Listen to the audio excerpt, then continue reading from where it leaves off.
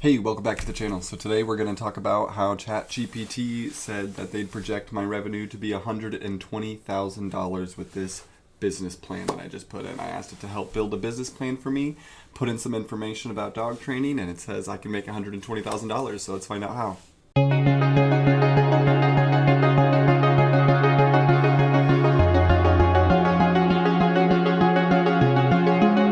So maybe you're new here and you're just as new as me to making a business plan and you don't know all the steps into what it takes to make a business plan. I asked ChatGPT to help me and put in, I'd like your help making a business plan, and I don't know all the things that make up a business plan. I want to outline what my next year, 2 years, and 5 years looks like.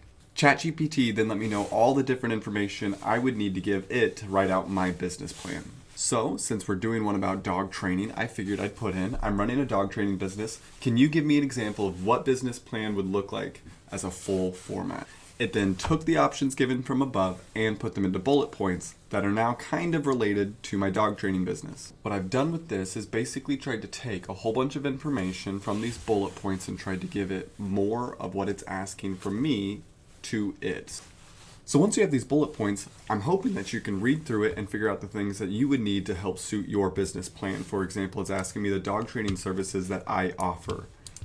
I don't know much about the dog training business or how to run a business, I suppose. I've trained dogs before, but I don't know how to run a business at all. So I asked it to pull some of the information that it could already with business plans with dog training.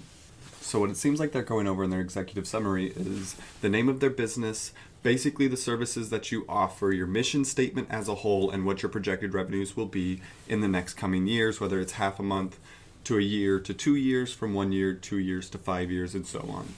Under company description, this may take a lot more precedent in your company, but for me, my company just started 21 days ago and it's a very small company as dog training goes. So since it's just me as the only dog trainer here, I don't have a whole bunch of people that I've got a list on here on when it was founded and then who, I guess I could say it's privately owned by me. I'm sure that's important information, but I'm not going to have a list of a receptionist or anything along those lines.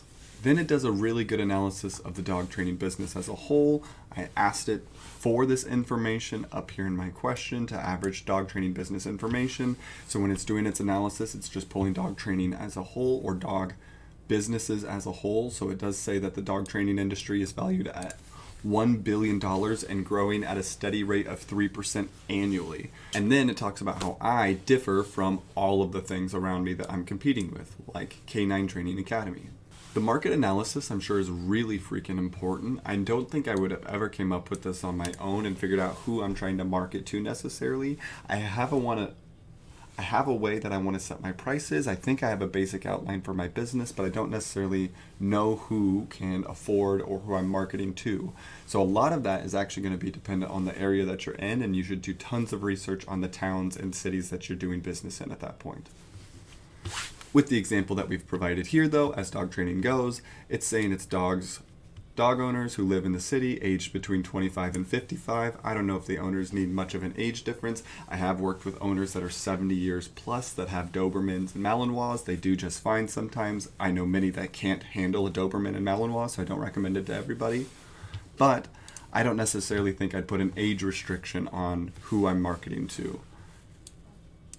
The average income of a household is very important. If your prices are pretty high, you need to think about that. If you're working in a lower income area, then you don't want to set your prices up super high. If you're trying to go for an average income of $50,000 is the area that you're working in for your business, good for you. The services in the product line, I think, is a really helpful outlining tool. This right here is going to talk about not only what your basic services are that you can have on the forefront of your mind. I'm doing private training, I'm doing board and trains, they're going to be this much and so forth. But it's also going to talk about your product line. When these people come in and they start training with you and they start going through the motion of your business, are there different products that you're using that you can recommend to them or that you should be recommending to them? And number 6, now they're working on the marketing and the sales strategy. This right here is probably most people's downfall. I think marketing can be pretty easy depending on the business that you're going into. Lucky for me, I'm in the dog business, so I just got to show up at vet offices. I got to show up at humane societies, different boarding kennels, so on and so forth, put in my cards and say, hey, if their dog's a brat, send them my way. Social media is a very big marketing tool. I recommend everybody take advantage of that as much as possible. Most of them are free to access, and then you just plug your information away, and it helps so anyone can find you in case they want to know more about your business.